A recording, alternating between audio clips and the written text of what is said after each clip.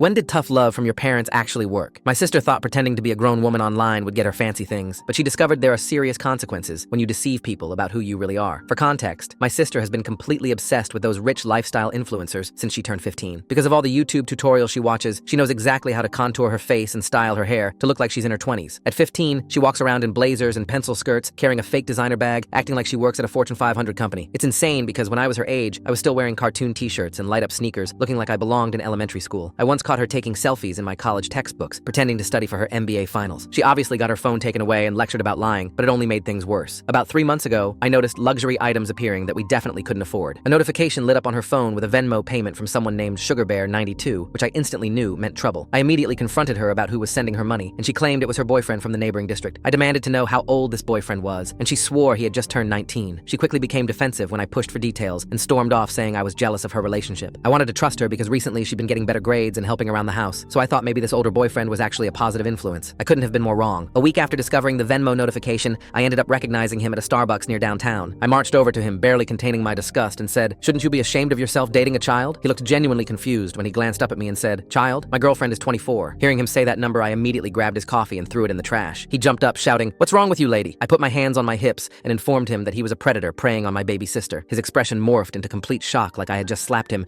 and he insisted that the woman he was dating was a marketing consultant. He frantically pulled out his phone and showed me their Instagram messages. He scrolled to the very beginning where she had told him multiple times that she was 24 and even sent a whole fake LinkedIn profile. I gaped at him, feeling sick to my stomach, and he kept repeating that he genuinely believed she was an adult because she talked about client meetings and posted about business conferences. I sighed, realizing my sister was a scammer. I warned him to block her immediately and delete everything before I went straight home. When I arrived, my parents were already tearing through my sister's room. They went into my sister's room, yanked her out of bed, and forced her to log into all her accounts. She sobbed while they yelled louder with each discovered message and transaction log, showing she'd been doing this to multiple men. She wailed, asking for mercy and insisting that she never actually met any of them in real life. My mom grabbed her laptop and smashed it against the wall, repeatedly screaming that she wasn't getting any electronics until she graduated college. Since she wanted to play adult games, my parents decided she would face adult consequences. Full story on channel, link below.